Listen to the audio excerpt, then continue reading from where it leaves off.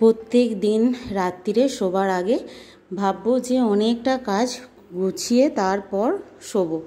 ও বাবা, সকালবেলা উঠে আবার যেন কোথা থেকে কি কাজ এসে জড়ো হয়ে যায়।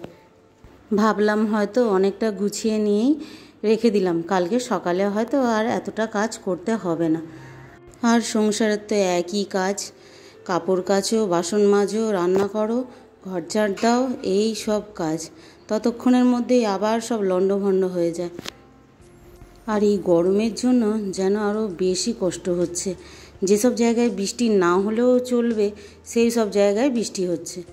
আর আমরা এমন পাপ করেছি যে এক ফোঁটাও বৃষ্টি নেই, আকাশ থেকে মেঘ ঘুরে বেরিয়ে আর চলে যাচ্ছে। আর আজকে মনে মনে ঠিক করেছি এক হাঁড়ি ভাত করে রাখবো আর জল ঢেলে রাখবো। 3 দিন ধরে 4 দিন ধরে পান্তা ভাত খাবো। দেখি দুপুরবেলা পান্তা ভাত খেলে একটুখানি শরীরটা ঠিক থাকে কি না। একদম গরম ভাত, গরম তরকারি গলা দিয়ে নাবছেই না।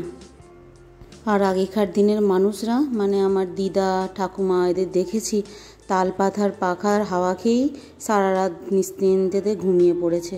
আর এখন সবার এসি না হলে ঘুমই হচ্ছে না, এইরকম ব্যাপার। আর এসির জন্য লোডশেডিংও খুব বেশি হচ্ছে।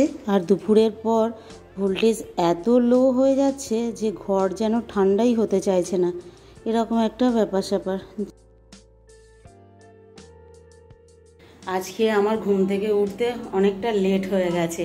আর অন্যদিন কৃষ্ণাদি আসে যখন, তখন আমার সমস্ত কাজ গোছানো থাকে, ঝাঁট দেওয়া হয়ে যায়, বাসনপত্রে জল দিয়ে রাখি, এরকম হয়। কিন্তু আজকে ও ঢুকেছে, তারপর আমিও কাজে হাত দিয়েছি। আর ও বলছে তুই এখনও ঘুমাচ্ছিলিস, এই হয়ে গেছে ব্যাপার। আর একটা অভ্যেস খারাপ কি বলতো, ঘুম থেকে উঠেই কাজে হাত দিতে পারি না। ওই একটু চা খেয়ে বরের সঙ্গে গল্প করতে করতে আধ ঘন্টার উপর হয়ে যায়। তো তার জন্য দিদিও দেরি করে। কটা বাজে? 7টা। আজকে আমি উঠেছি অনেকটা লেটে, এখন আর 7টা বাজে। তো আমি ঝাঁটপালা দিয়ে দেওয়ার পর, হ্যাঁ জানলাটা খুলে দিলে না, বা ছেলেগুলো বলে রোদ্দুর আসছে। হ্যাঁ, এখানে আমি ওপরে থাকবো না তো অক্সিজেন খাবো কি করে? নিচেতে তো কাজ করবো, রান্না বান্না করবো না বলো তো? কৃষ্ণাদি বলে জানলাগুলো খুলে এখানে বসে থাকতে, ঠান্ডা হবে, গা ঠান্ডা হবে। বসে থাকলে হবে? সকাল থেকে রাত্রির পর্যন্ত খালি বৃষ্টির অপেক্ষা করেই দিন কেটে যাচ্ছে। আজকে সারাদিনই মোটামুটি মেঘলা মতো করে কাটলো, কিন্তু মনে হচ্ছে এই বৃষ্টি হবে, এই বৃষ্টি হবে। ঝড়ও নয়, বৃষ্টিও নয়, এরম একটা ব্যাপার। তো যাই হোক, রাত্রিবেলা আজকে বানিয়েছি চিকেন। এই যে চিকেন বানানো হয়ে গেছে। আজকে আর ভাত খাবার ইচ্ছে নেই কারোর।